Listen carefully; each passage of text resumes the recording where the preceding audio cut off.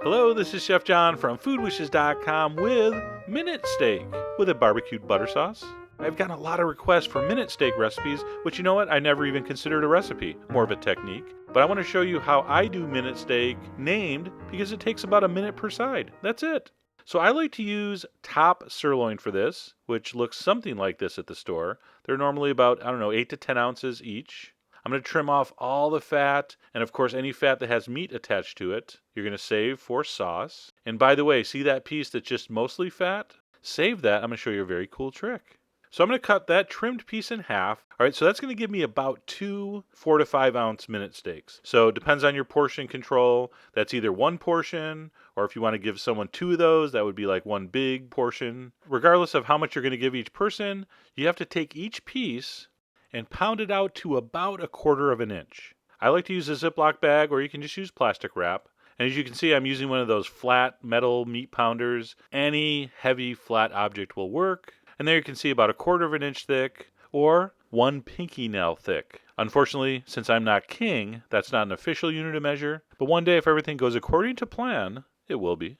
So our meat's prepped, and here we go with the sauce. Behind every great minute steak is a delicious pan sauce, and this one is simply beef broth, some barbecue sauce, and not just any barbecue sauce here. I'm using my wife's famous SFQ, and to the beef broth and barbecue sauce, I'm going to add a little bit of butter, not a lot, a little bit of hot sauce, optional, and a little bit of black pepper, also optional. So as you can see, very simple. I mean, why do a minute steak and then have some long time-consuming sauce? That just wouldn't make any sense.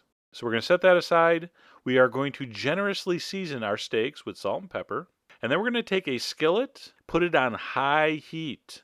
This entire thing is done on high heat. And here's that little trick I mentioned earlier, using that piece of fat. I'm going to throw that in a dry pan on high heat. And when it starts to sizzle, I know my pan is getting hot. I know. Thank you, Mr. Science. So I'm using that little piece as sort of a temperature guide. So once I see the fat in there rendering and sizzling and crackling, I will add just a little bit of neutral oil. All right, I'm using a grapeseed oil, but really any high heat vegetable oil will work.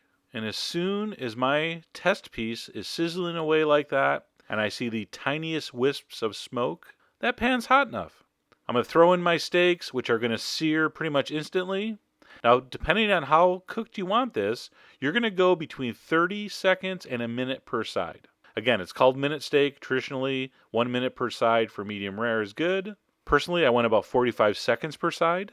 All right, as soon as the steaks are done to your liking, pull those off, leave the pan on, throw in your sauce, and while the steaks are resting, which is only going to take 2 minutes, your sauce is going to be done. Because that pan is so hot, and you're not really putting that much liquid in, that's going to reduce down in maybe 2 minutes. That little bit of butter is going to emulsify into that tangy barbecue sauce and make just a beautiful glaze. Once it looks like that, you're done. That is it. How unbelievably simple is that?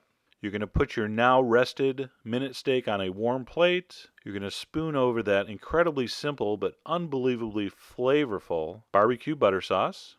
Because this is so thin, it's pretty much either going to be rare, pink, or cooked through. So you don't have to really worry about being too fine with this. A minute per side, in general, comes out perfect.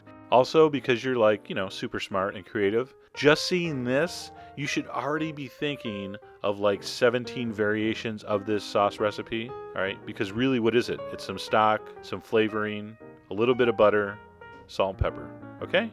So there's a million directions you can go with this. Anyway, I really hope you give that a try.